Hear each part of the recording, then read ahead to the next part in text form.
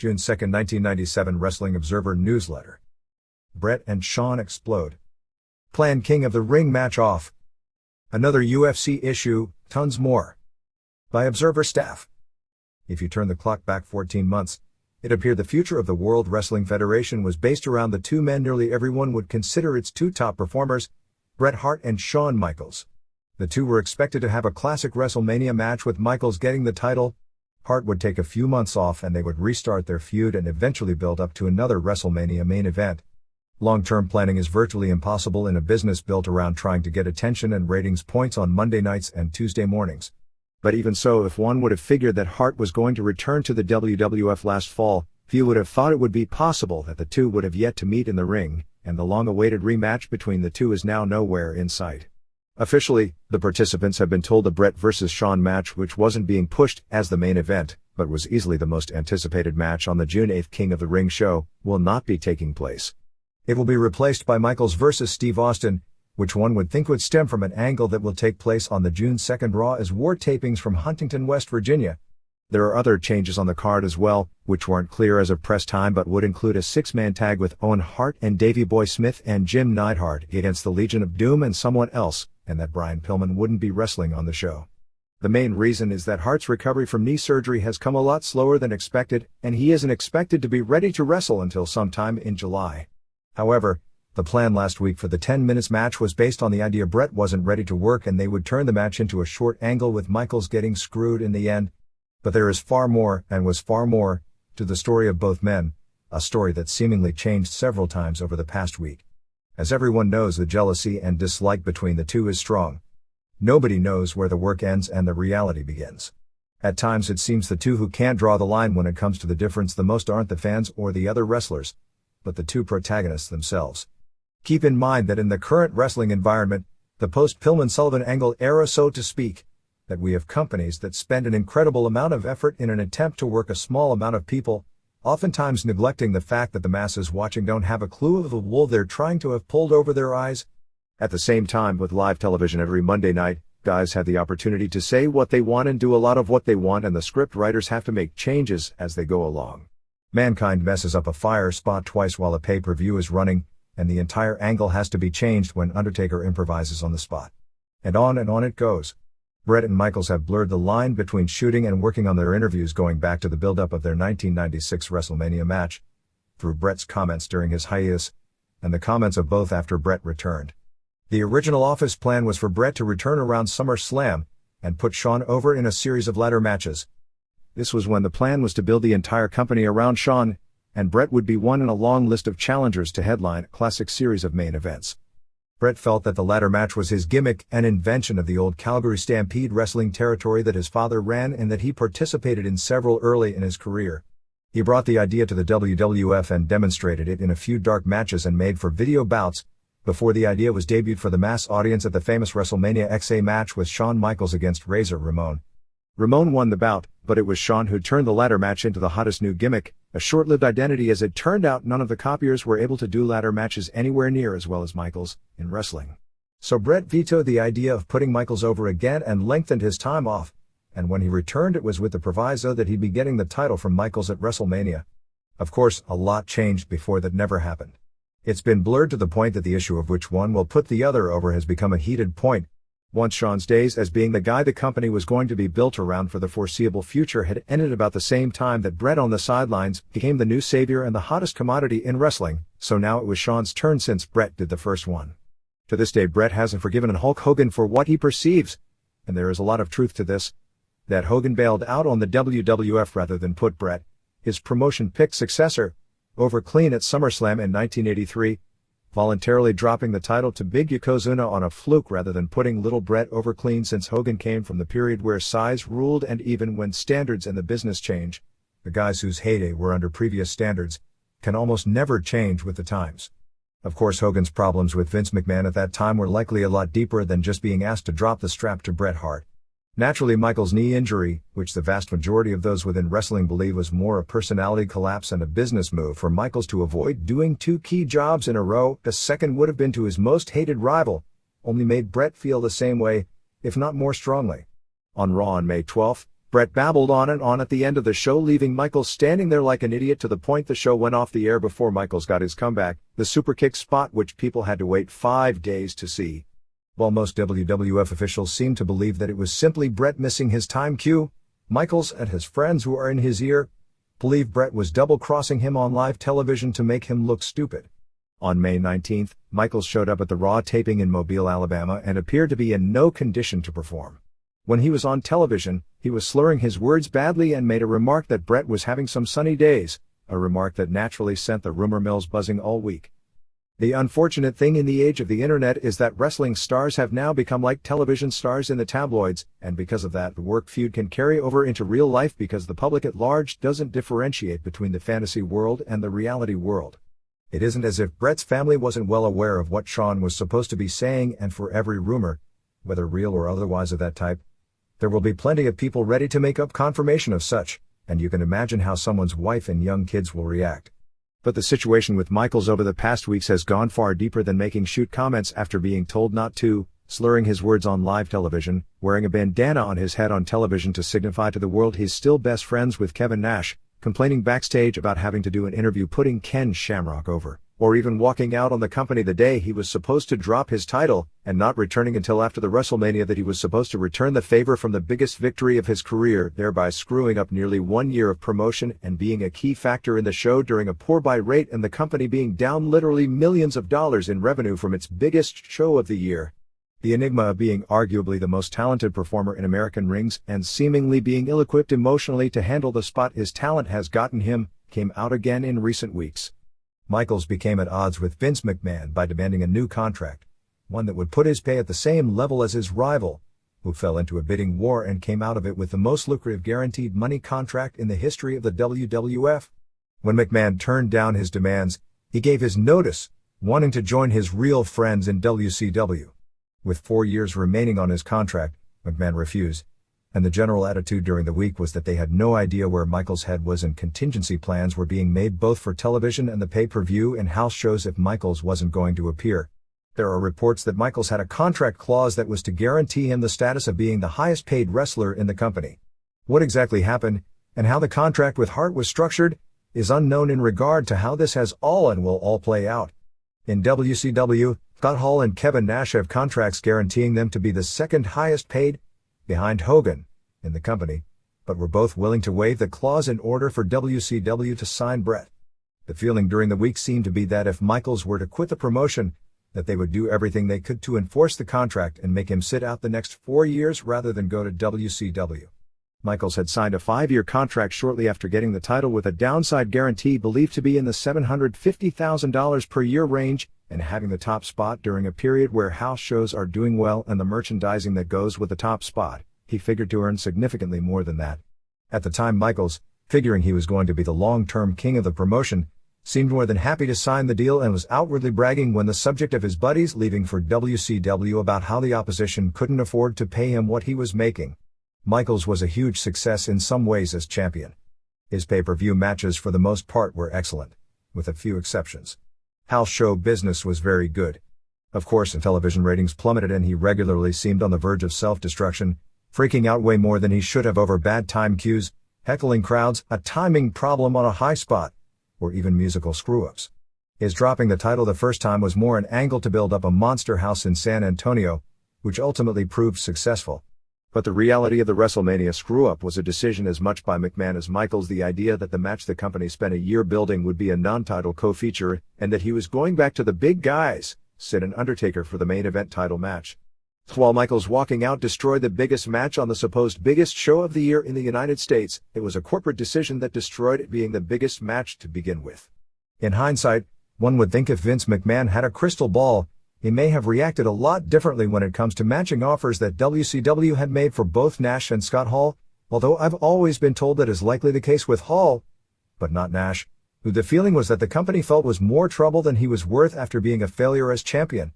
There were complaints about the WWF not competing when it comes to negotiations with top talent on a level playing field because WCW can offer the top stars more money and at the same time have them work less dates, and certainly the industry belief is that WCW has a less restrictive if non-existent or unenforced drug policy.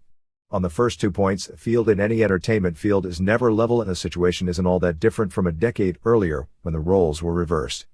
The idea of a less restrictive drug policy being a means to lure talent is a sad commentary if there is truth to it, and the fact of the matter is that everyone inside the business knows full well there was some truth to that belief, whether outwardly expressed or just understood.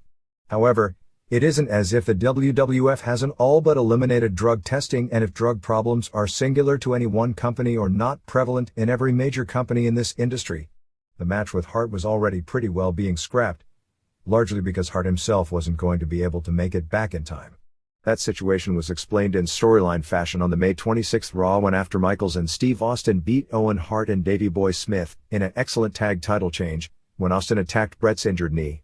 Several people close to Bret are saying that Bret is actually, when he gets the chance, going to punch Michaels out, and although he is saying that to friends, nobody knows how much of that is bluster or work, although the emotion behind it most feel is clearly a shoot after Michaels went too far with that remark.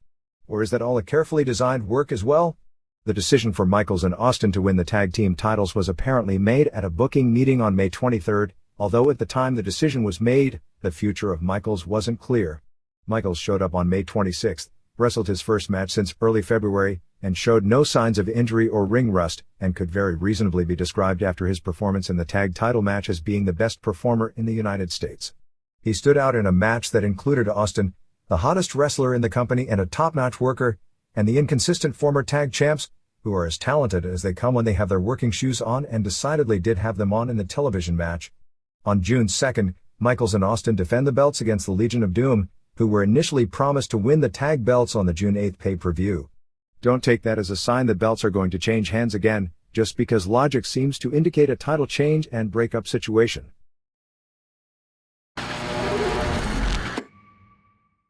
It wouldn't be the Ultimate Fighting Championship if the location of the event wasn't in question going into the final days before the show. A meeting held on May 21st before the Georgia State Boxing Commission with UFC promoter David Isaacs ended with Isaacs and his legal representative, Matthew McCoy of Atlanta, saying Semaphore Entertainment Group wasn't going to apply for a promoter's license to hold the show scheduled for May 30th in Augusta, Georgia because they believed they didn't need one. The latest bureaucratic comedy started on May 16th when an Atlanta Journal-Constitution reporter who was preparing a major feature on the NHB world called the Boxing Commission for its take on the UFC pay-per-view show being held in Georgia.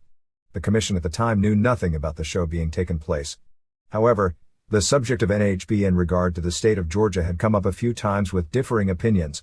Apparently when Dr. John Keating, who headed the Mars promotion, went to the commission and asked what he needed to do, if anything, to put on a show, this during a time period when UFC had not become a convenient and easy political regulating NHB events because they didn't believe it fell under their jurisdiction. The Georgia Boxing Commission is supposed to oversee, in specific, all professional boxing, kickboxing and karate matches within the state. Pro wrestling events have never been regulated in Georgia. However, after UFC ran its pay-per-view last September in Augusta, then Attorney General Michael Bowers, 2 months after the show, interpreted the law as to say NHB fell under that umbrella because NHB contains elements of boxing, kickboxing and karate. At press time, UFC officials don't believe there is any problem in running the event in Augusta, Georgia, but there were last-minute fights about running the events in most localities over the past year and a half. There was yet another change in the UFC lineup over the past week. Randy Couture, the 1997 National Greco-Roman champion at 213 pounds and outstanding wrestler overall, will be replacing Jason Farron against Tony Halme in the first round. Based on credentials, Couture should go into the tournament as the heavy favorite, since he also has credentials in Samba and boxing. Farron was given the final slot last week. After spending nearly 2 years on the internet running down that he'd beat Ken Shamrock or Dan Severn, but the UFC was keeping him out and offering to pay his own way to come in to prove his point, when he was invited in, he backed out rather than face Halme, who is about 290 pounds and boxed years ago in Finland, but has never done an NHB match. Couture was slated for the slot ahead of Farron, but it fell apart and was given to Farron because the two sides couldn't come to a money deal, and Semaphore Entertainment Group felt with time running out, it wanted the final slot locked in and broke off negotiations. When Farron backed out, they reopened negotiations. Couture is just returning from the Pan American Greco-Roman Championships held May 23rd in San Juan, Puerto Rico, where he placed third in the 14-nation tournament, losing to the Cuban gold medalist, and also has a June 15th Vale Tudo tournament in Brazil on his schedule.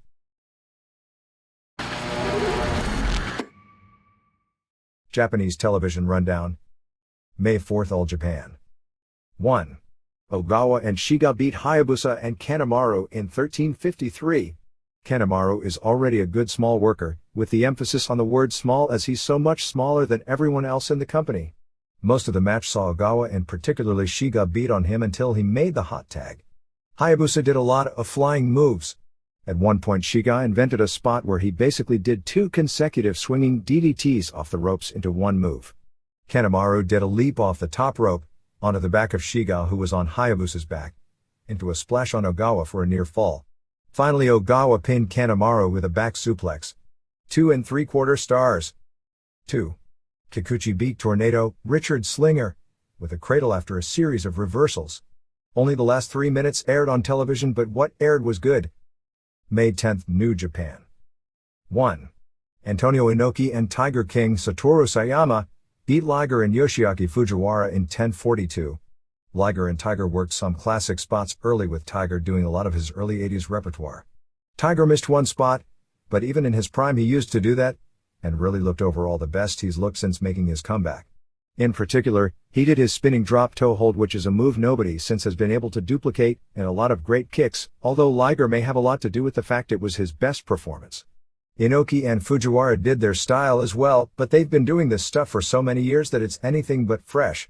Finish saw Tiger give Fujiwara a tombstone piledriver, tag Inoki who used a bombs away knee drop followed by an enzujiri and a choke sleeper for the finish. 2.5 stars. 2. Kojima and Nakanishi beat Choshu and Sasaki to win the IWGP Tag Team titles in 11:34. Basically a good match because of the stiffness. In particular, Sasaki just beat the hell out of Nakanishi, I guess because they were putting the guys over so strongly at the finish. At one point when Kojima tried to save Nakanishi, Choshu destroyed him with a lariat. The only negative about this match is when Nakanishi and Kojima were making their comebacks with the stiff clotheslines, Choshu would turn his head since he has a bad neck rather than take the clothesline. Kojima and Nakanishi did a stuffed piledriver on Choshu that was messed up from a timing standpoint to the point that even the crowd started laughing. But the strong surprise finish saved the match as Nakanishi wrecked Choshu, but Sasaki saved him. Kojima hit a piledriver and put the Dragon Sleeper on Choshu, who got his foot on the ropes. Sasaki ran in, but Nakanishi put him up for the rack while Kojima hit an elbow off the top rope and got Choshu again in the Dragon Sleeper for the submission win. Huge pop for the upset, not only of the tag titles changing hands, but of Kojima making Choshu submit on a big show. This submission will be a major career boost for Kojima because people will remember the finish, and that Dragon Sleeper will be an over move for him for the next 15 years, which may be the most important point of the match of all. 3.25 stars. 3. Hashimoto beat Naoya Ogawa to retain the IWGP Heavyweight title in 10:20. Television announcer Tsuji called Hashimoto Mr. Strong Style, which is quite a nickname since that entails quite a bit. It's amazing, but Hashimoto has now headlined more monster houses than any wrestler in the history of the business. The match was worked to look like a shoot, and in that regard, there were almost no holes, and from that perspective it was a good match. Ogawa would get takedowns and go for submissions, but Hashimoto would either escape out of the ring or get a rope break. At one point early, in breaking a submission attempt, Hashimoto kicked Ogawa in the eye, which may have shut the eye later that night. Hashimoto would get flurries of chops and kicks in while Ogawa would try to close the distance and get the takedown, so it was an intense tactical match. Finally Hashimoto got a takedown and put on the Achilles tendon submission, but Ogawa struggled for the ropes. Ogawa came back with his STO takedown and got the rear naked choke, the same sequence he used to win the previous match, but this time Hashimoto made the ropes. Ogawa didn't want to break the choke and the fans booed because he took a while before listening to the ref about the break. He got up and argued with the ref, allowing Hashimoto to sweep his leg. As he got up, Hashimoto threw a kick that took his legs out from under him. When he went down, Hashimoto threw a sick kick right to the face and Tiger King threw in the towel. From a traditional pro wrestling perspective, this wasn't an exciting match, but for the style of match this needed to be because of Ogawa, and just be a stiff legitimate looking match without holes is really good. It was successful because fans for years will be talking about that brutal kick for the finish. The post-match interview sold the match great because Hashimoto had a bloody nose and all kinds of scrapes around his face and 2 minor black eyes. Ogawa has his eye shut and an ice pack near his eye. 3 stars 1/4. May 11th All Japan. 1. Akiyama and Honda beat Tao and Masao Inoue in 11 minutes. Match was so-so when Honda and Inoue were involved, but it was really good with Akiyama versus Tao. Turned into a good match with some nice near falls before Akiyama pinned Inoue after a screwdriver and an exploder. 3.25 stars. 2. Hansen and Albright and Amori beat Williams and Ace and Johnny Smith when Albright pinned Smith after a dragon suplex. Only the last 3 minutes aired on television, but what aired was good, particularly the work of Smith, who did a great job carrying Albright. May 17th, New Japan. 1. Scott Norton and Marcus Bagwell beat Lex Luger and the Giant in 10:09. This was a total American-style match, with the early portion having Bagwell and Luger try to outpose each other. The fans were entertained by this portion but not into it as a match. Giant got a decent crowd pop doing a nice roll-through into a nip-up, a lousy-looking enzujiri and a dropkick. Norton got a nice pop with a back suplex on Giant. However, as a whole, Norton and Luger looked awful, and Bagwell's best moves were his facials and histrionics. Luger badly missed a power slam spot on Norton, and the rack spot was so clumsy due to Norton's weight and a balancing problem that Luger was injured on the spot. He didn't sell the spot as if he was injured but had to put Norton down. Hiro Saito ran in and clotheslined Luger, and Hiroyoshi Tenzan came off the top with a diving headbutt, allowing Norton to pin Luger after an elbow drop. Real bad. 1/2 star. 2. 6 and NWO Sting beat Takashi Iizuka and Tadao Yasuda in 12:23. About half the match aired on television. 6 worked most of the way, so it was solid work but no heat. Sting didn't look that bad. Finish, with 6 pinning Iizuka with a Northern Lights suplex, came out of nowhere. 1.5 star. 3. Scott Hall and Kevin Nash and Masahiro Chono beat Keiji Muto and Rick and Scott Steiner in 14:31. Eric Bischoff was at ringside doing color commentary but really didn't say much since he was talking English on a Japanese show. He did talk about buying New Japan, which confirms that all is an angle. Chono and Muto provided most of the good action in this match, doing the same spots they always do against each other, like the wind spread clothesline on the ramp, and Muto wasn't moving nearly as fast as he used to. Hall worked most of the way and was decent but nothing more. Steiners did some nice suplexes. Finish saw Hall give Rick the outsider's edge off the ropes, and Nash jackknifed him, allowing Hall to pin him. After the match, Norton held Muto for Chono to kick him, but Chono refused to kick Muto, signifying that once the match was over, they weren't going to attack him. Muto left the ringside area by himself rather than waiting for Steiners. 2 stars.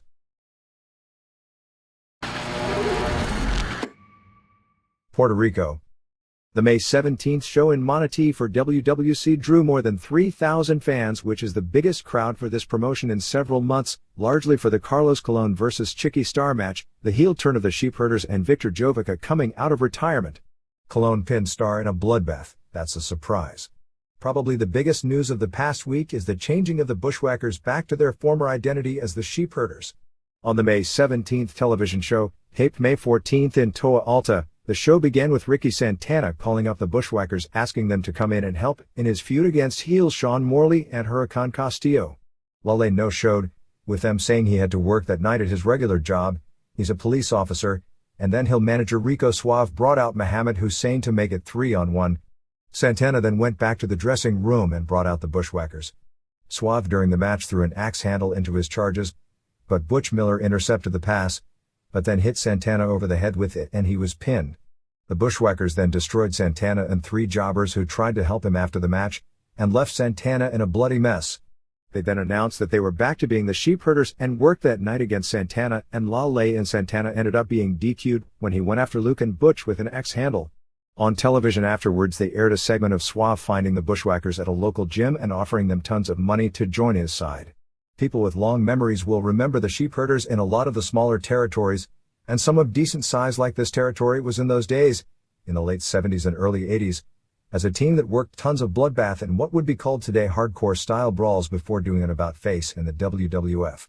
Colon also pinned Star in the match we reported about last week in Cabo Rojo, and by virtue of the pre-match stipulation, then vacated the Universal title for good. Nothing said on television this week about a tournament. Sheepherders aren't booked on the shows this week. The only newcomer is the Great Sensei, who I believe will be Japanese wrestler Hiroshi Hatanaka, who has worked here on and off for years. Prelim wrestler Chuck Singer worked in Oklahoma under the name Ice Diamond. They did another angle building up the Manatee show, getting former area big star Jovica out of retirement for a match against Victor the Bodyguard, which ended in a heel DQ when Star interfered. Jovica now handles the concessions at the house shows, and while he was working concessions, Victor the bodyguard went out there and broke a glass case over Jovica's head and was left in a bloodbath.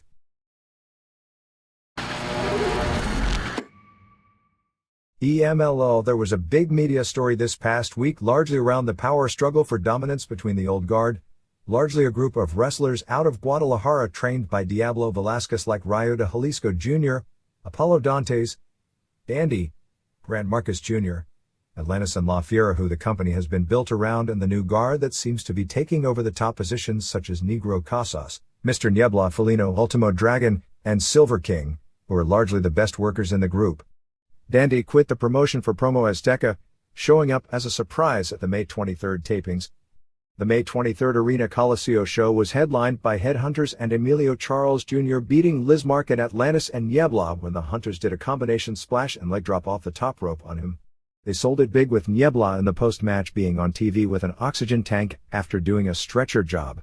Headhunter A and Rayo are feuding as well over an angle on May 20th at Arena Coliseo where Rayo had his mask ripped and juice. Takamichi Noku is getting rave reviews.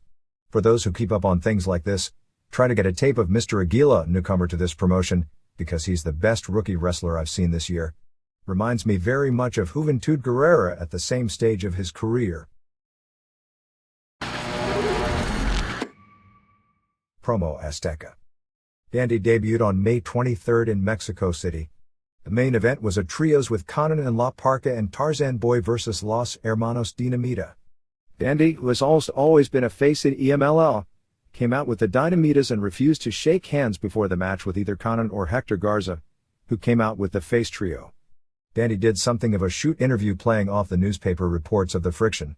He said that he had wrestled for 16 years and had beaten people like Pirata Morgan and El Satanico in hair matches and talked about his title wins. He said that because of politics that the fans all know about, in reference to the news in the press, that he wasn't being given a chance, so that he's now out to please himself and his pocketbook. During the match, Villanos 4 and 5 attacked the Dynamitas and Dandy then got involved, as did Garza, and they all brawled. Villanos interfering was set up in the semi when the Dynamitas attacked Villanos and Andy Barrow in their match against Psicosis and Juventud Guerrera and Pantera del Ring.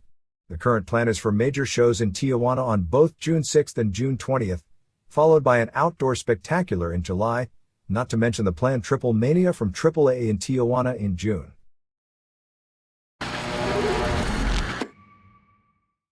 AAA. Business has been very good in northern Mexico besides Tijuana of late. On May 18th, this group and a local group which used Promo Azteca and EMLL wrestlers went head-to-head in Monterrey, with both groups selling out. AAA ran a 3,000-seater and had super heat, while the opposition ran a 6,000-seater. The next night both crews went to Nuevo Laredo, with AAA selling out another 3,000-seater and the opposition drawing 8,500 in the outdoor bull ring. In an interesting business twist, Antonio Pena has registered in Mexico the terms cage match and lumberjack match, so that nobody else can advertise matches using those names. Pena is also threatening to sue Hector Garza over his jump, since Garza canceled out of a show last week, which caused the entire card to have to be canceled since he was the drawing card. Headed in will be Gorgeous George, Rob Kellum, booked through Jake Roberts, Cranio, who had been working as Mascara Sagrada, and Kickboxer. Absolutely no news on television this weekend regarding Triple Mania. Last word was the first TM would be May 31st in Juarez, but you'd think if that was the case it would have been pushed hard on this week's television.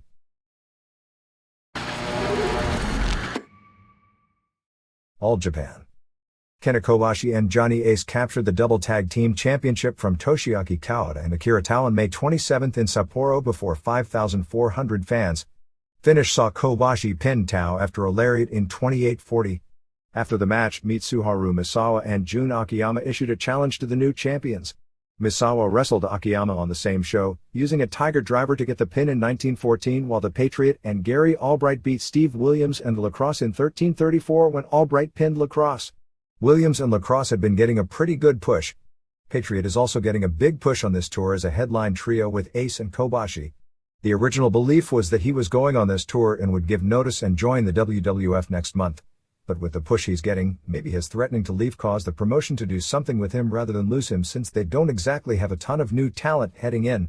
Sabu and Rob Van Dam are mainly working in prelims and do jobs for the top-rated guys consistently. Van Dam really deserves a break, but he was even pinned by Yoshinari Ogawa in a PWF Junior title match on May 21st in Tokushima. That show saw them do an angle to build up June 6th at Budokan. It was Misawa and Kentaro Shiga versus Kawada and Tsuyoshi Kikuchi in the main event. Kawada knocked Misawa out with a kick during the match and he laid there for the rest of the match, so little Shiga had to take on both by himself and was eventually pinned. May 18th television did a 3.9 rating.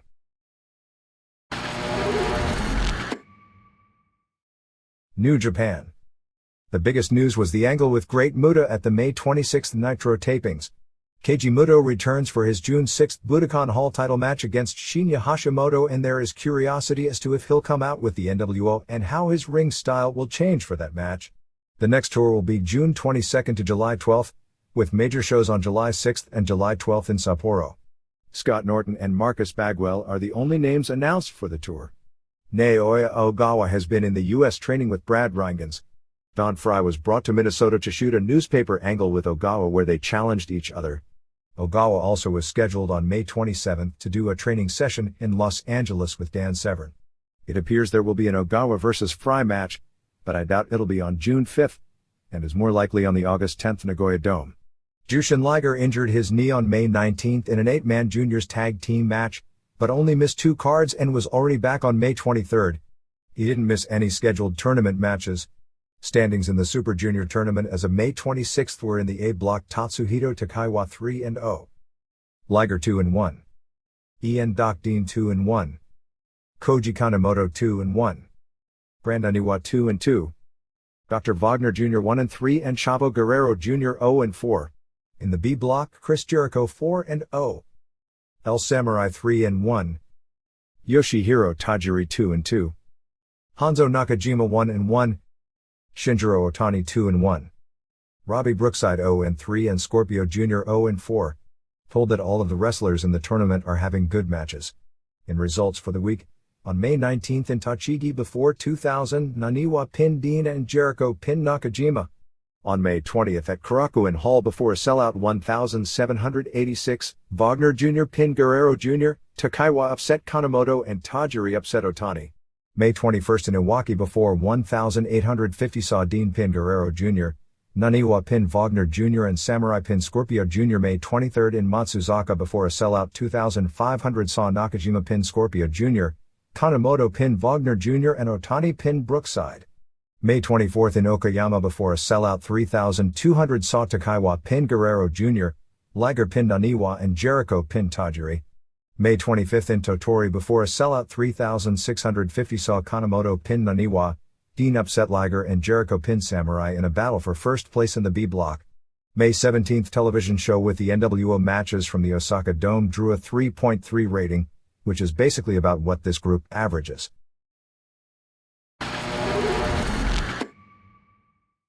Other Japan notes. Pancrase drew a sellout 3,500 on May 24th in Kobe with the recent UFC/EFC fighters from the US not faring very well. Joel Sutton 2-0 in UFC alternate matches, lost in just 48 seconds to the returning Minoru Suzuki with an armlock in Suzuki's first match back after 7 months. Suzuki's match was pushed as the main event because champ Yuki Kondo has no mainstream name value. Gary Myers, 1-1 EFC, who on May 15th won an IFC tournament in Metairie, Louisiana, lost in 5:35 to a leglock to Kondo. Yoshiki Takahashi lost in 5:13 to an armlock to Jason DeLucia in the other top match. The next Pancrase show is June 18th at Korakuen Hall with Suzuki vs. Jagjit Singh, Kyuma Kunyoku vs. DeLucia, Ryushi Yanagisawa vs. Chris Chalmers, Takafumi Ito vs. Jason Godzi, Asami Shibuya vs. David Moore and Satoshi Hasegawa vs. Paul Lesenby. Some notes on the newcomers. Singh, 26, is from Haryana, India and has been a national caliber amateur wrestler in India since the age of 15, first on the high school level and then on the open level.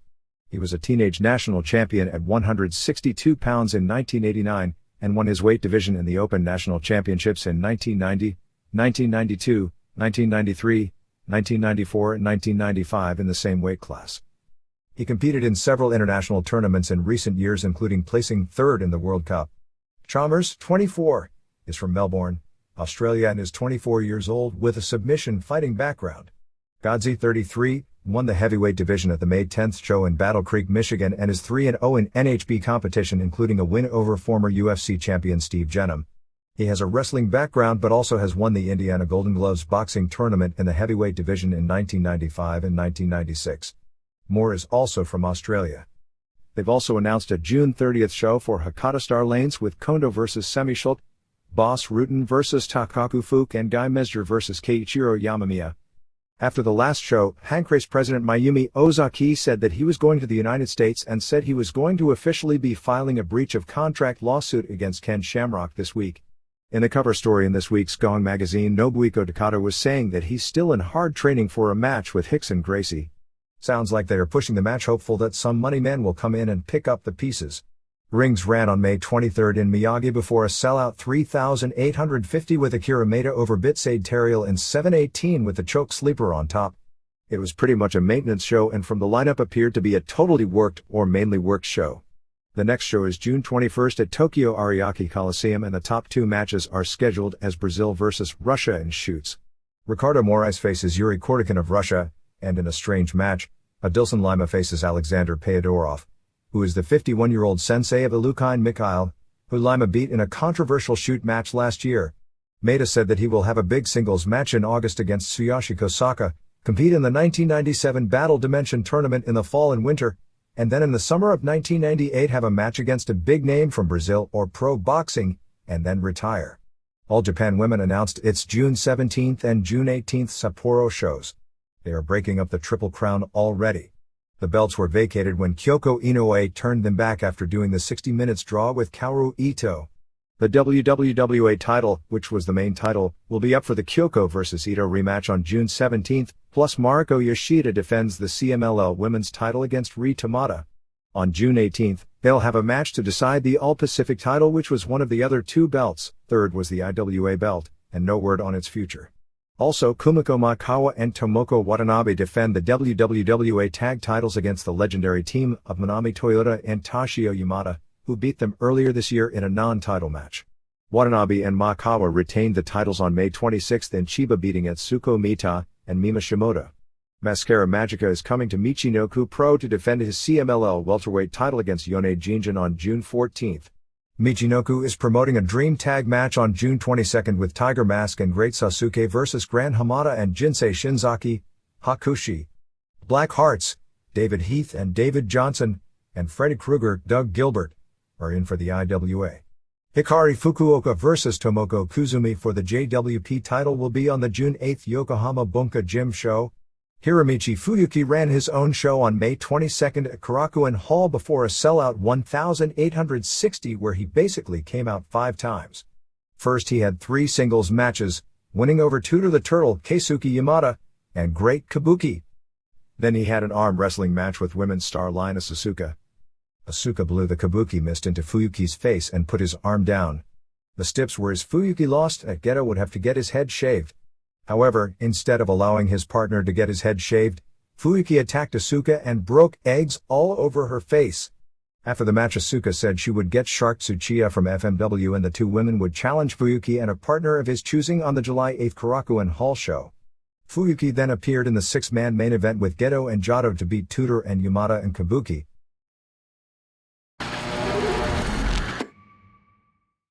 USWA update on the business situation here. The situation doesn't appear to be as bleak as some have made it out to be. In regard to the reports of them losing television in Nashville and Louisville, that doesn't appear to be the case. In the case of Nashville, the television situation is going to stay the same, on both local Channel 30 and Channel 58. In Louisville, they are dropping the station they were on because the company felt it couldn't afford the $1,000 per week fee, and are moving to a new station. They haven't run Memphis in several weeks, but the plan as we can tell is that they will go back to Memphis in a few more weeks, although most likely not run the city on a weekly basis as in the past, and they may move to a new location since they were only doing 200 to 300 fans for night shows at the Big One Flea Market. The May 24th television show was done with something of a skeleton crew because they didn't run a Friday night card, and the feeling was that they didn't want to have some of the talent drive in just for Saturday morning television unless they lived near the area, so it was dominated by the guys in Memphis, and they used several Northern California wrestlers in jobber roles. Bloody Ox Brody, Lanny Keene is already gone. In from Northern California's all-pro wrestling promotion were Mike Diamond and Steve Rizzono, who lost a tag team match to Tony Williams and Mike Samples and were said to have looked better than Williams and Samples in doing so, Michael Modest, called Michael Honest, and Frank Murdoch, as Frank Parker. The biggest angle was the split-up of Razor Ramon and Diesel. Ramon did an interview saying about how after his interview last week where he revealed he wasn't really Razor Ramon, although he's still going by that name, and that it was Vince McMahon's idea to use him under that name, that McMahon was mad at him and would be sending wrestlers after him. As he did a TV squash, Diesel ran in and attacked him. They built up a title match with Jerry Lawler defending the unified belt against Billy Travis. They aired interviews with both Shawn Michaels and Mankind running down Travis. Mankind said that when he hears Travis sing, he wished that he had lost both ears. Michaels made similar comments about how had Travis singing is. Finish saw a ref bump, then Travis went to use the guitar but Brian Christopher stopped him. As they fought over the guitar, Travis eventually got the guitar but in the backswing, clocked ref Downtown Bruno again who DQ'd him. Christopher then wrestled Honest, who does a Ray Stevens gimmick, and that ended in a DQ when Travis attacked Christopher and TV finale saw Truth Commission beat Parker and Mr. Wrestling, Carl Fergie.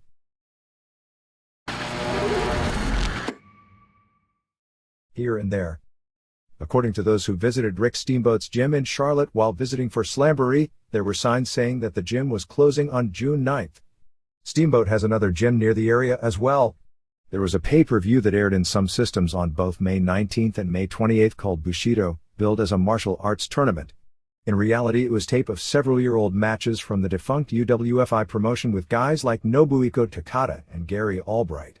The UWFI, which did 3 pay-per-view shows in the United States, the latter 2 to almost no fanfare after a successful first show, had a following for several years in England on television under the name Bushido to differentiate it from pro wrestling. Interesting name in this week's indie results.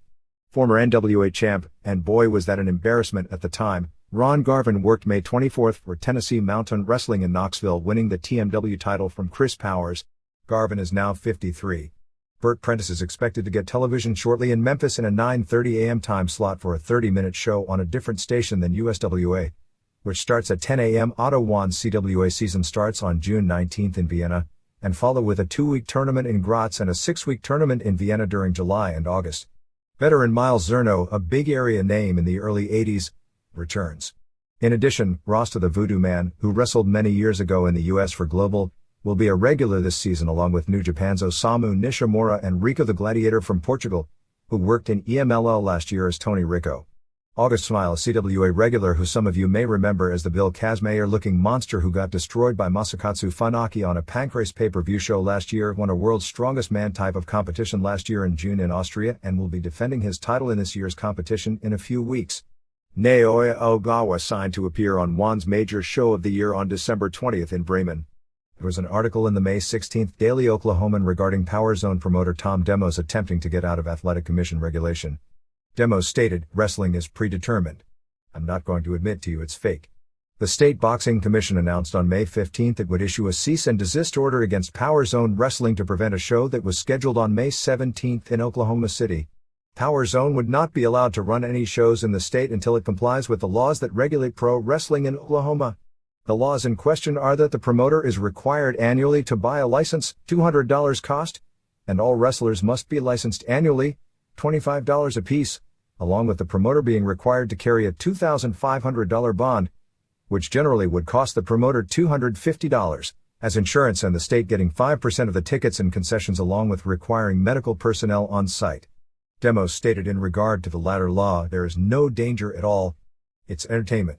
Skip Nicholson of the commission attended a Mexican wrestling show on May 14th at the Myriad Center in Oklahoma City and strongly disagreed with the assessment that there is no danger in pro wrestling. Empire Wrestling Federation has shows on March 31st in Lancaster, California at 45315 North Division Street and June 1st in San Bernardino, California at the Boys and Girls Club. Bobby Horn, Mo of Men on a Mission, is running an indie near Memphis called Southern Extreme Championship Wrestling using local wrestlers and has used some ECW talent.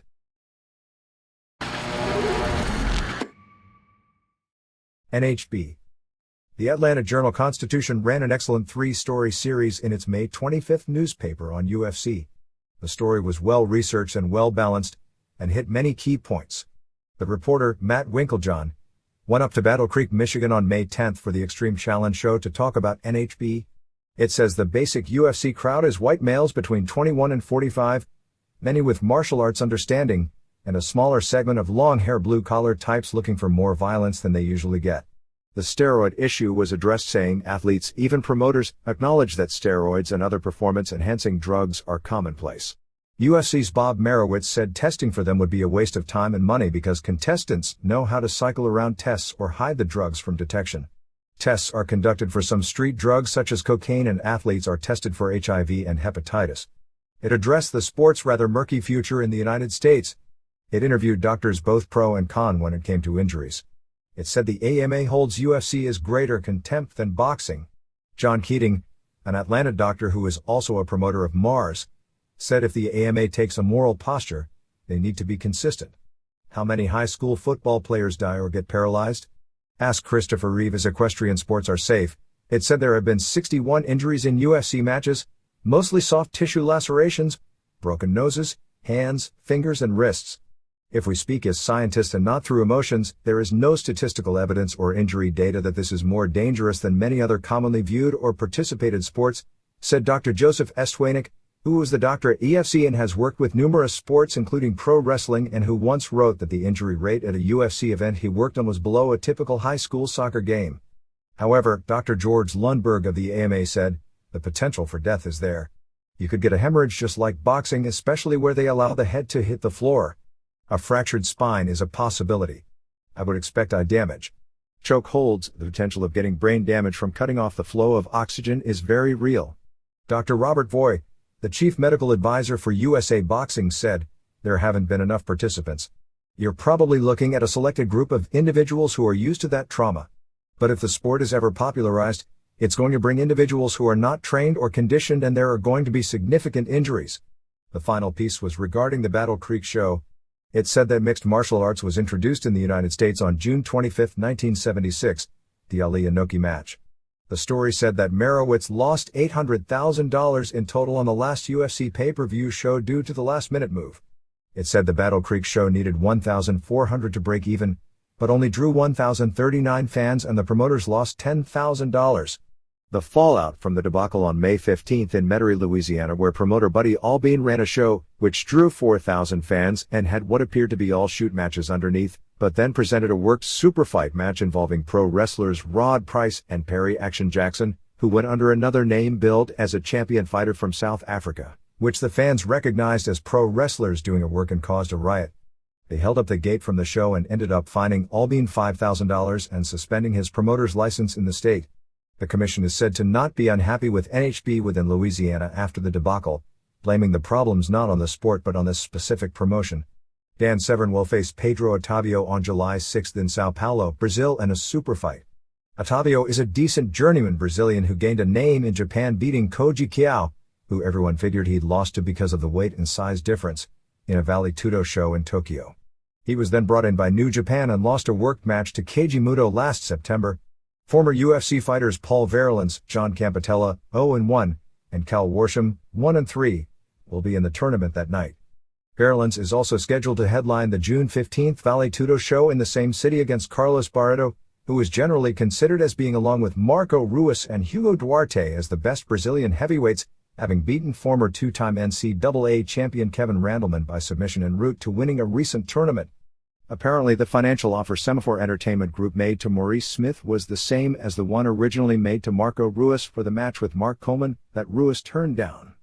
Don't know exact figures, but presume $30,000 wouldn't be that far off, but Ruas was asking for twice what Semaphore Entertainment Group was offering for the Coleman match, while Smith jumped at the same numbers.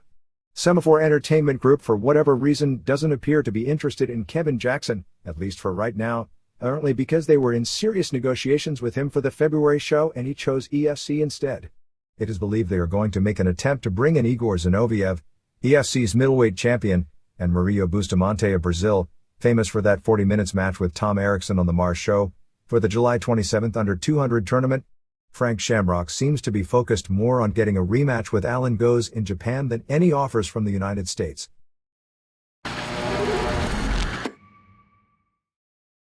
ECW largely a quiet week with 3 shows, two of which weren't good and the other was considered among the best shows in a long time and perhaps a company record crowd. The big show on May 24th in Monaca, Pennsylvania, which drew an estimated 1,900 fans, which may be the company's all-time record. The show was said to be a prototypical ECW show with a hot crowd and lots of hard work. On the show, Pit Bulls beat FBI, Chris Chetty versus Davey Morrison, a rookie trained by Taz, ended when Taz choked both men out. Chris Condito beat Wolf Jr., Wolfie D under a Hayabusa mask, in a short match. Big Dick and Devon Dudley beat Spike Dudley and Mikey Whipwreck. Spike took an incredible bump out of the ring. Balls Mahoney made the save for the babyface and challenged anyone in the house to a match. Sandman accepted and bet him, but after the match the Dudleys jumped both of them, and a brawl ensued which also involved Tommy Dreamer, Terry Funk, Stevie Richards, and Lou Spicolli.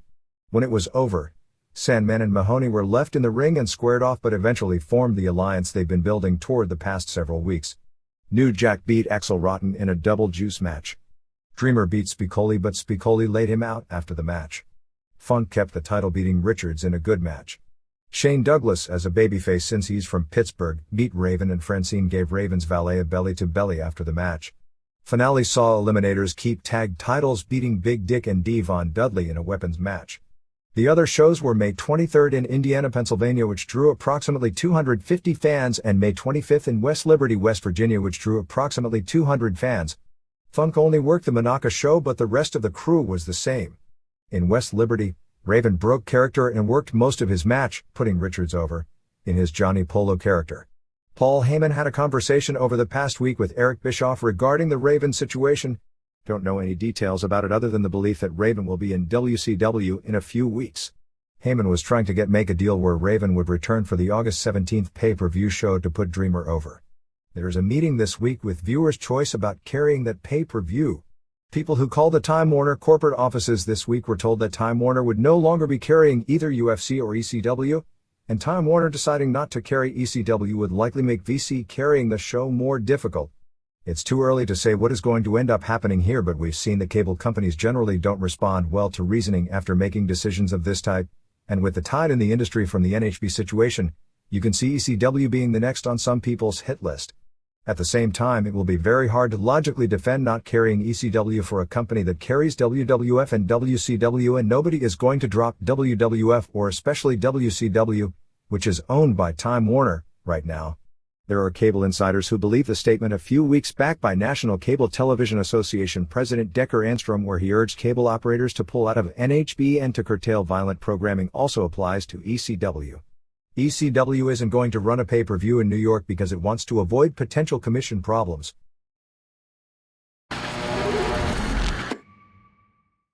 WCW. Nitro on May 26th in Nashville, Tennessee drew 6,484, paying $81,630 for a largely hot show. The show opened with Eric Bischoff and Hulk Hogan challenging Sting.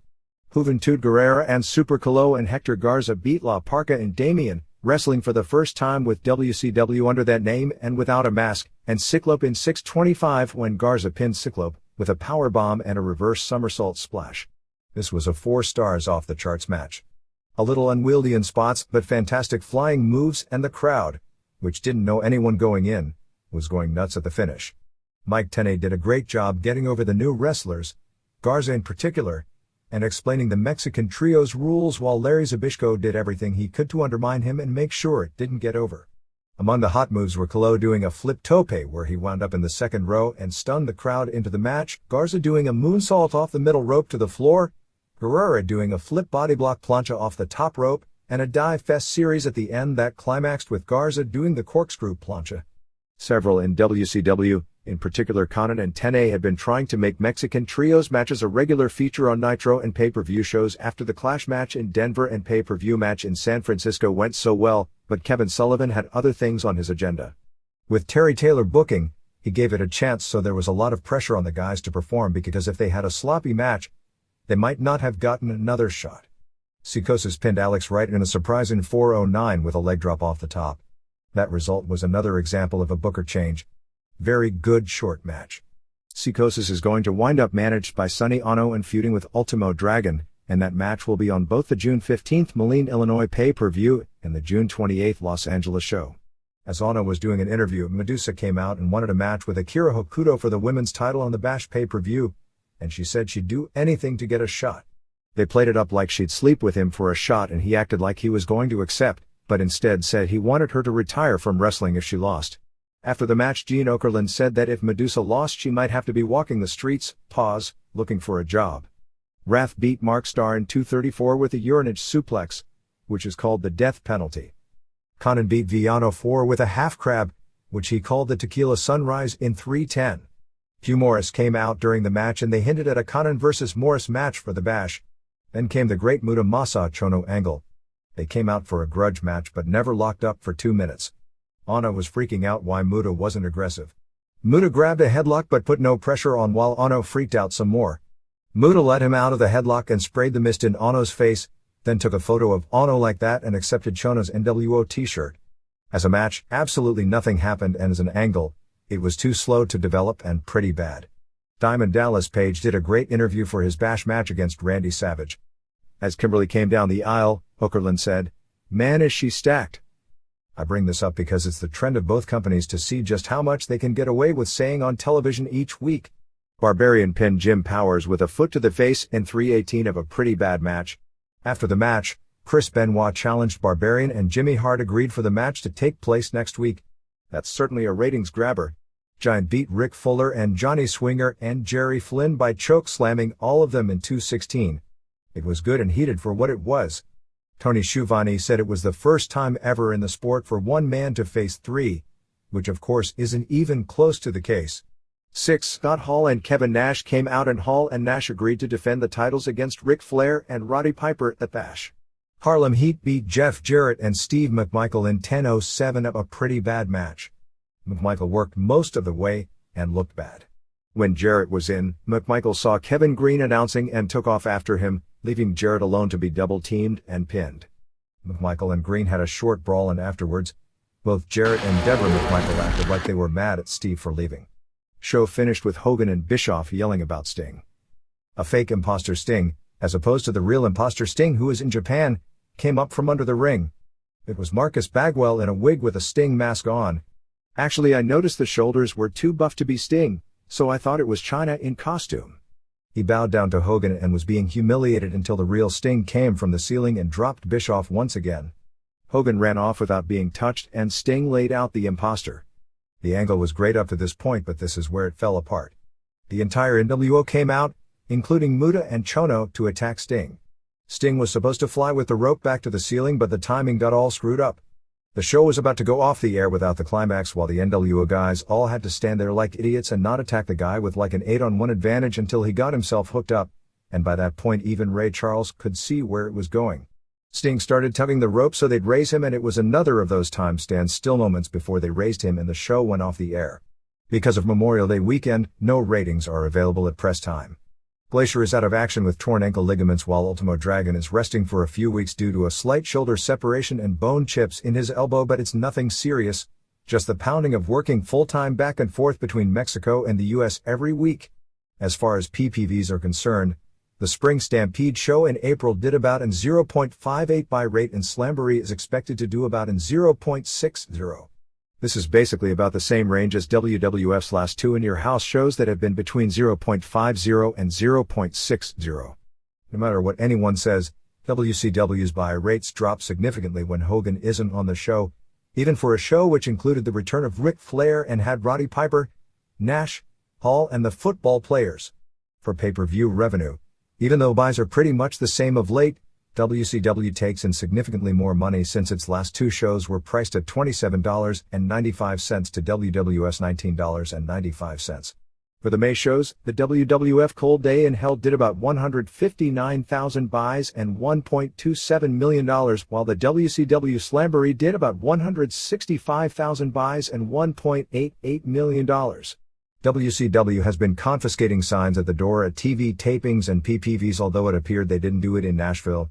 House shows this week saw May 20th in Columbia, South Carolina draw $1,984 and $28,773, May 24th in Louisville, Kentucky drew $4,728 and $74,220, and May 25th in Knoxville drew $3,334 and $54,900.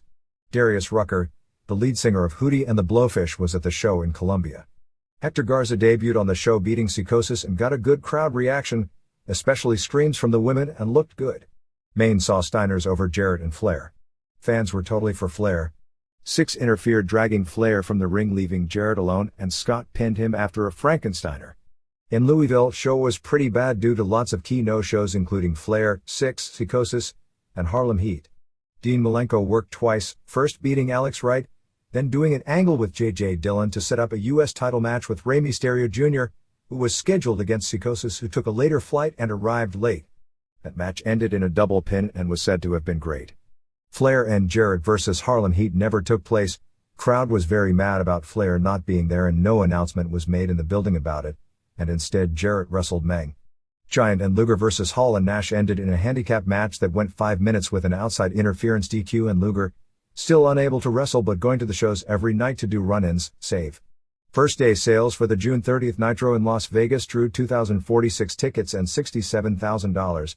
For the 4-week period during the NBA playoffs, Raw averaged a 3.4 rating and Nitro a 2.8. During the same 4-week period last year, Raw averaged a 3.7 and Nitro a 2.2.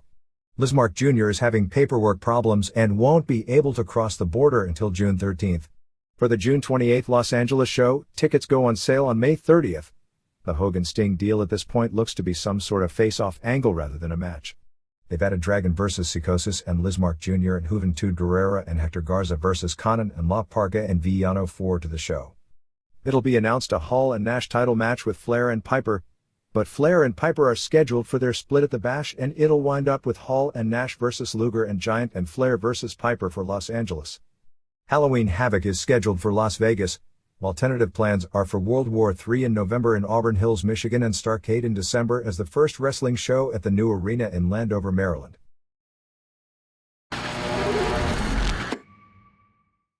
WWF.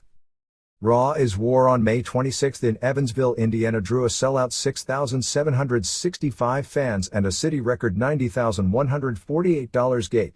It was one of the best Raw shows ever, with a hot crowd and great angles all the way through and an excellent main event title change. Shawn Michaels and Steve Austin opened with an interview and began arguing. Legion of Doom came out and Michaels and Austin promised them a title match next week should they win. LOD beat Brian Pillman and Jim Neidhart by DQ in 4:25 of a bad match. Jim Ross acknowledged LOD having held the NWA, WWF, and AWA tag titles. Pillman's upper body looks about the same as before, but his legs are really thin. He didn't look bad in the ring but didn't do a lot either. Owen and Bulldog interfered for the DQ and Austin and Michaels made the save, and Austin and Michaels ended up having a pull-apart with each other. Low Brown pinned Bob Holly in 3:10 with a power bomb. Brown's work was good but he's got no color. Okay, he's got color, but he's got no color. Jerry Lawler then did an interview saying that the reason his father, who he called Old Dust, doesn't talk to his son is because he dresses like a flaming fag and because he married Marlena, who was like a Target department store because everyone shops there. Lawler got a huge face reaction in Evansville, and they acknowledged it on TV saying he wrestled there weekly for 20 years. I don't recall Lawler ever wrestling in Evansville weekly, although the idea of what they were saying is pretty much correct. They brought up the Andy Kaufman feud and even that Lawler sued the WWF over the King name years ago. It seems like Jim Ross is trying to be like Mike Tenay on WCW and dispensing lots of legit info, but he doesn't have a Larry Zbyszko or a Dusty Rhodes who are desperate to keep the product in the 19th century. Anyway, Lawler had his working shoes on and had a decent match with Goldust, winning in 5:21 with his feet on the ropes. The crowd booed Goldust out of the building. I'm told that even though Goldust got a great reaction in Mobile, that at the house shows it's been pretty much the same. Lawler got a huge pop doing the pile driver, which they put over huge in that territory for nearly 20 years or more, but Goldust didn't sell it at all. When Goldust used the pile driver, they booed him hard. Ross noted that Marlena used to be a makeup artist at CNN. Big chant for Lawler. Everyone backstage was amused and perplexed, not realizing this was going to happen, although the announcers handled it really well on television. So Lawler goes to King of the Ring where he'll face the Mankind vs. Savio Vega winner. Goldust beat up Lawler after the match to more boos, and Lawler took a bump where he rolled down the ramp back to ringside. They did get some cheering and some booing when Marlena stepped on Lawler. Austin was to do an interview, but the Hart Foundation jumped him. He then ran to Michaels to complain about not watching his back, but Michaels was selling as if he was just jumped as well. Rocky Maivia beat Flash Funk when Headbanger Mosh hit Funk with a boombox and Rocky pinned him in 3:35. Crowd dead and Rocky looked bad here. Funk is dead as a character. During a Hart Foundation interview, Smith looked like he'd been punched out and said he needed 16 stitches and blamed it on Austin at a house show. Actually, and nobody will probably believe this, but he slipped in the shower on May 24th and cracked his eye and head open really badly with a cut so deep you could see his skull and had to be hospitalized and did need 16 stitches. But didn't miss any matches. Ahmed Johnson pinned Vader in 3:06 with a spinebuster. It was as if they were killing Vader off because they left him dead. Ken Shamrock did commentary. Vader is scheduled for surgery on his nose sometime this week and will be out of action until late June. Hunter Hearst Helmsley beat Rockabilly in 3:17 of a dead match with the pedigree. Highlight was China body slamming Honky Tonk Man. They did part 2 of the Mankind story, which was as good as part 1, if not better.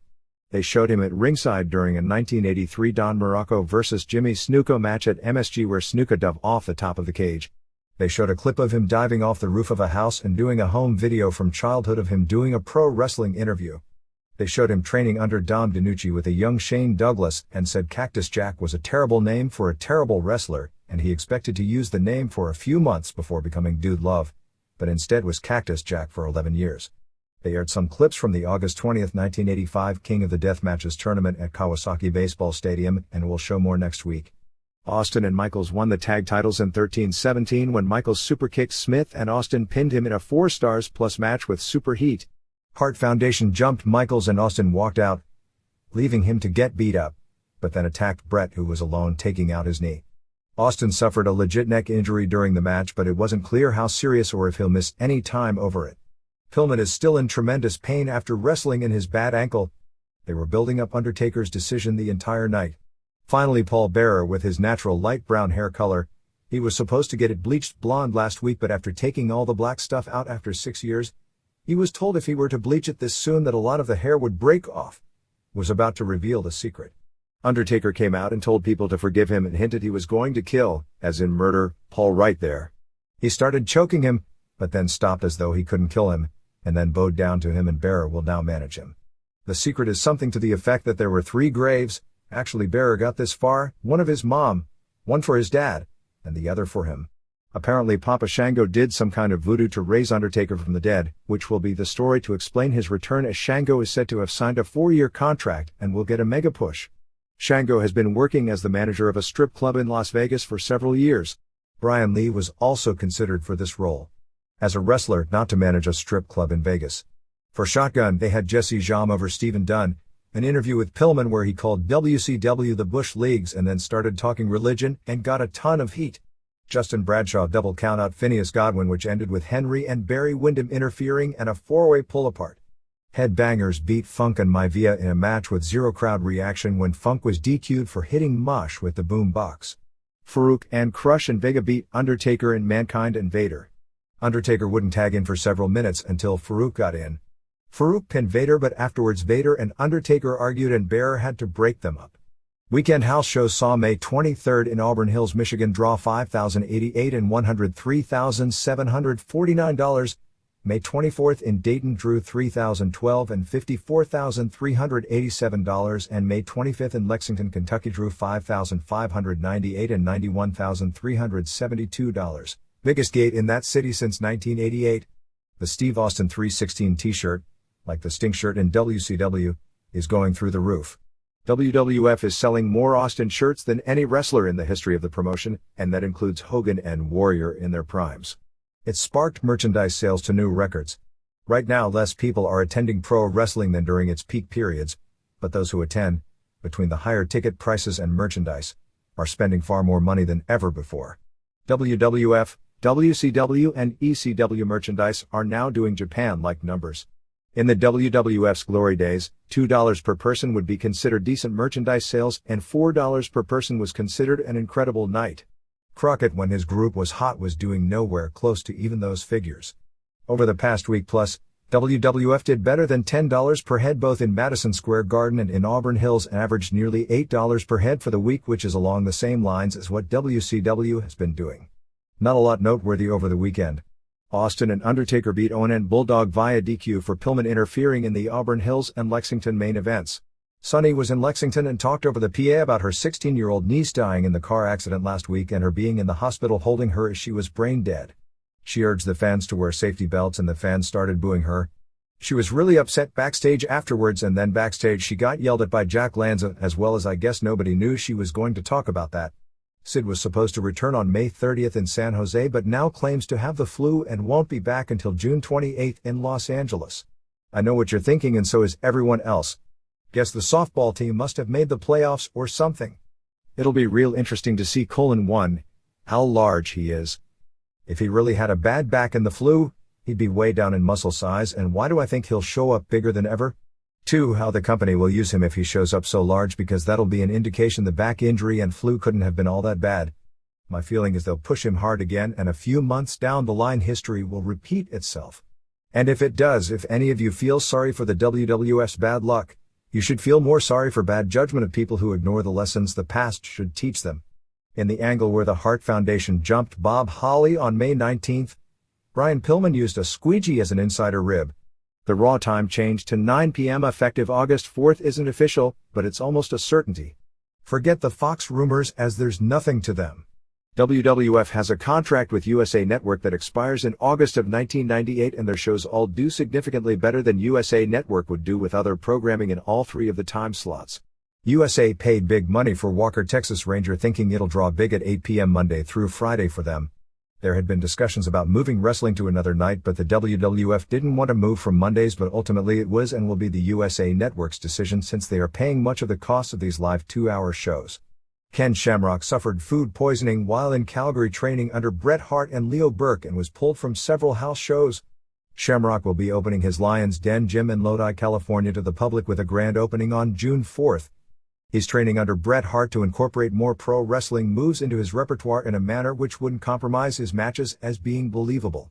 With Sid out of action, the main events this weekend at the house shows, which were to be 6-mans with Sid and Austin and Undertaker versus Owen and Bulldog and Pillman, will be tags with Pillman at ringside.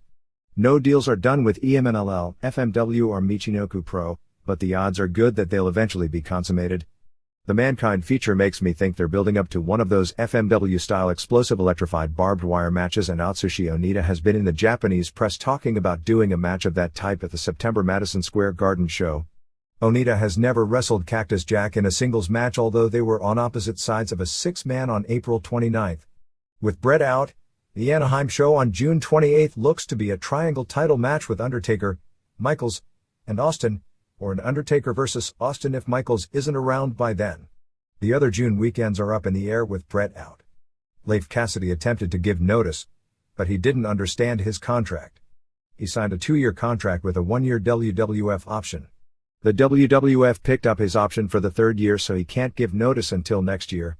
They are doing a gimmick where he loses match after match on television until he snaps like a postal worker. Scott Putski wasn't signed as he didn't make an impression on his TV debut. There will be a light heavyweight division and probably a title tournament, but exactly who and what that entails really hasn't been figured out in detail. The USWA syndication package has moved from under the WCW umbrella to the WWF umbrella, which artificially makes it appear that the WWF syndication is gaining major ground on WCW. The reason they are doing a new opening graphic on the hour for Raw at 9 p.m. is that they are copying Nitro's ratings gimmick. Nitro breaks the ratings down as if the show is 2 separate 1-hour shows. Thus, in the Nielsen accumulated syndicated ratings, it gets credit for 2 highly rated shows instead of 1, so Raw is doing the same. To advertisers who don't know the work, it makes both the WWF and WCW advertising network packages look artificially more impressive than they really are. Cable ratings are basically cut and dried, but those accumulated syndicated ratings are really products of fiction. Very preliminary talks have reopened with Steve Williams now that all the pub has died down on his arrest, once again to do a program with Shamrock. Tom Borick, Paul Diamond in USWA, may be returning under his Max Moon gimmick for the light heavyweight tournament. Jim Cornette announced on Shotgun in place of Brian Pillman on May 24th, but that was just a 1-week thing because Pillman wrestled on the show, not a permanent announcing change.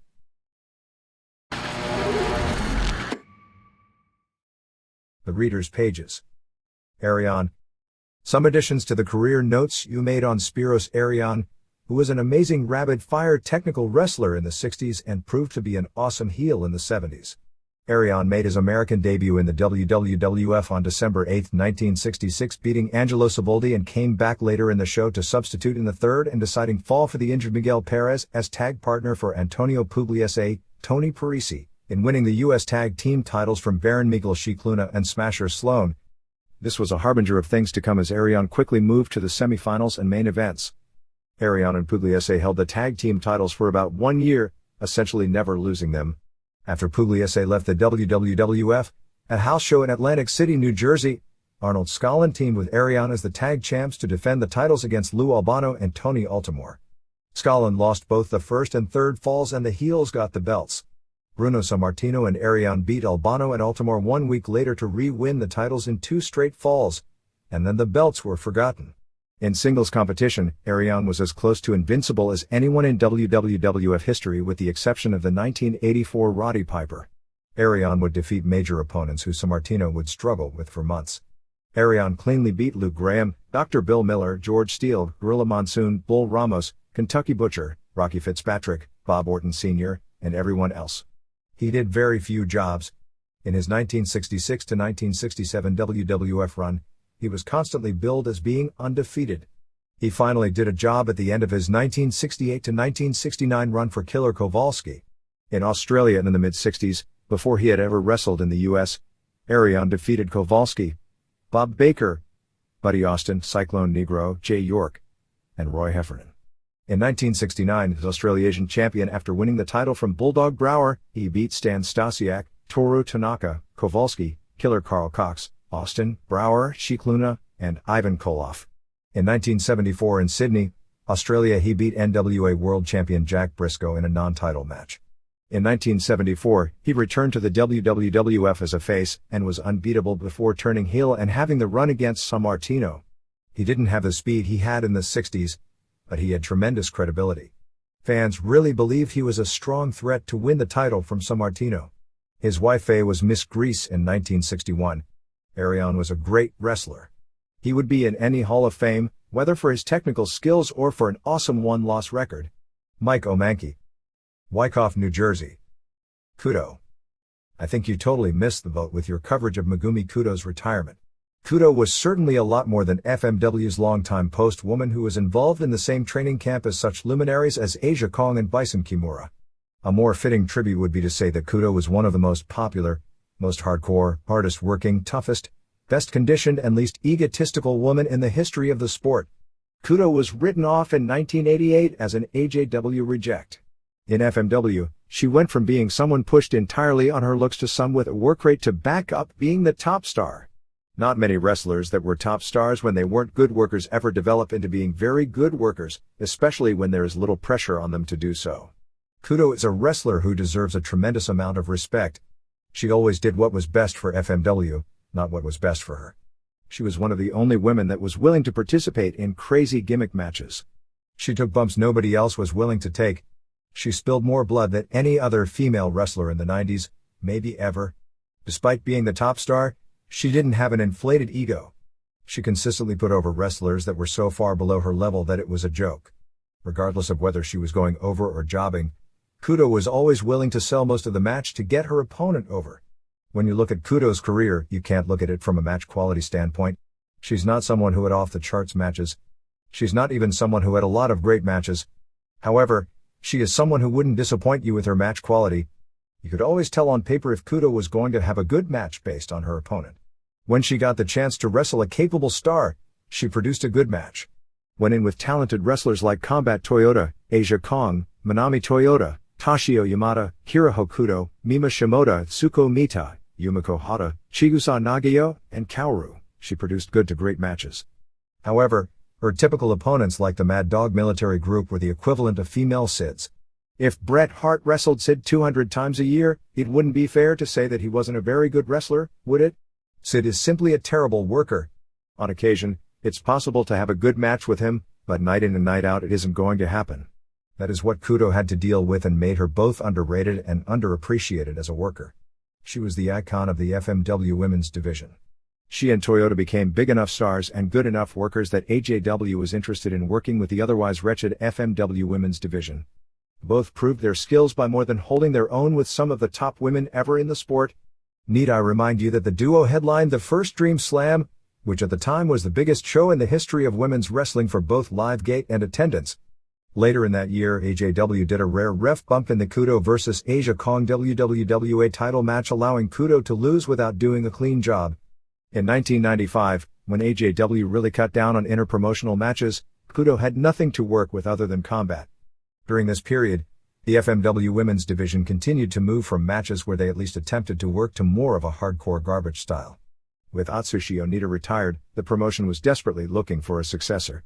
Onita chose Hayabusa to be his successor, but he was too green, too fragile a body, did a lucha style and was unable to hold up to the punishment the death matches required. Kudo then became the female version of Onita.